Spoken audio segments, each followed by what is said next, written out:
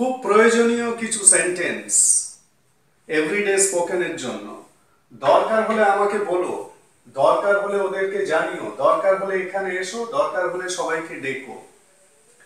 এই যে সেন্টেন্সগুলো এখানে লিখেছি, দরকার হলে, এই যে এক্সপ্রেশনটা আমি এখানে বলছি তোমাদের জন্য, দরকার হলে মানে প্রয়োজন হলে বা প্রয়োজনে, যেভাবেই বলো, মানে প্রয়োজন হলে আমাকে বলো বা প্রয়োজনে আমাকে বলো, প্রয়োজন হলে ওদেরকে জানিও বা প্রয়োজনে ওদেরকে জানিও, প্রয়োজন হলে এখানে এসো বা প্রয়োজনে এখানে এসো, প্রয়োজন হলে সবাইকে ডেকো বা প্রয়োজনে সবাইকে ডেকো।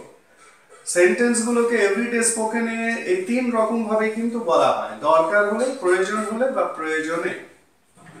যেভাবেই বলো না কেন, ইংলিশটা কিভাবে বলবে সেটাই হচ্ছে আসল জানার বিষয়, বা এই ভিডিও থেকে সেইটা তোমরা জানবে। এখানে আমি পরের যে পার্টগুলো রেখেছি, মানে এখানে দরকার হলে হচ্ছে কমন, দরকার হলে, এরপরে যে পার্টগুলো আমাকে বলো, ওদেরকে জানিও, এখানে এসো, সবাইকে ডেকো, এগুলো হচ্ছে ইম্পারেটিভ সেন্টেন্স, মানে অনুজ্ঞাবাচক বাক্য। অনুজ্ঞাবাচক বাক্য মানে এই প্রত্যেকটা সেন্টেন্সের মধ্যেই আমি একটা করে অ্যাডভাইস দিচ্ছি বা অর্ডার করছি, ইনস্ট্রাক্ট করছি, নির্দেশ করছি, এরকম কিছু বোঝাচ্ছি।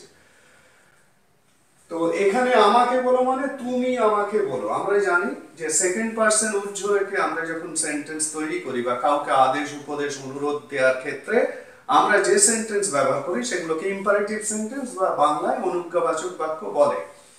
তো এখানে আমাকে বলো মানে এটা অ্যাডভাইসও হতে পারে, অর্ডারও হতে পারে, ওদেরকে জানি, ওই একই জিনিস, এখানে এসো, সবাইকে ডেকো।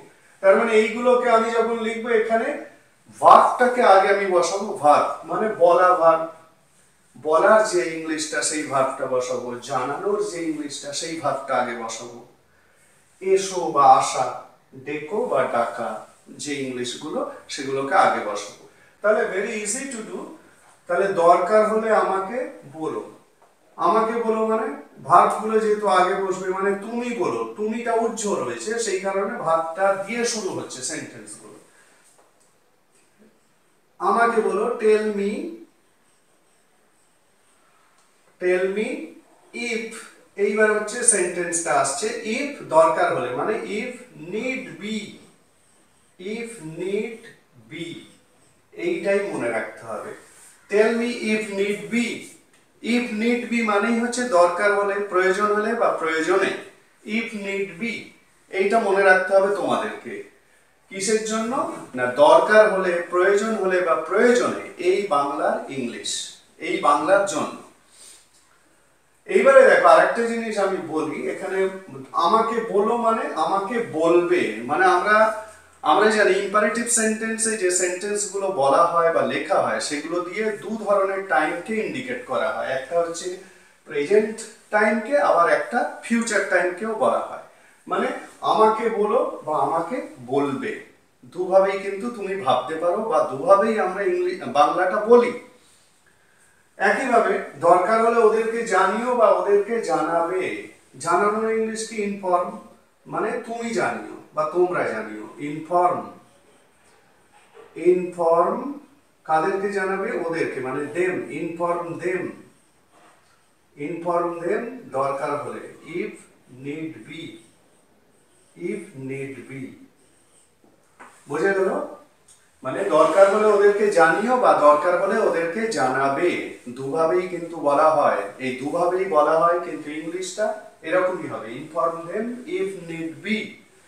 নেক্সট হচ্ছে দরকার হলে এখানে এসো বা দরকার হলে এখানে আসবে বা আসবেন, যদি সম্মানীয় কেউ হয় তাহলে কি হবে ইংলিশটা, এখানে এসো আগে বলবো, তার মানে কাম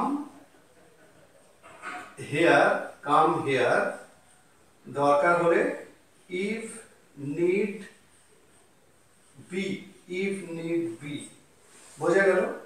ইফ নিড বি মানে দরকার হলে বা প্রয়োজন হলে বা প্রয়োজনে। নেক্সট হচ্ছে দরকার হলে সবাইকে দেখো, তার মানে কল এভরিবডি বা everyone, call everyone, if need be, বোঝা গেল? তাহলে এই ভিডিও থেকে যে বিষয়টা তোমাদের শিখতে হবে সেটা হলো দরকার হলে, প্রয়োজন হলে বা প্রয়োজনে, এর জন্য ইংলিশটা কি বলবে, ইফ নিড বি।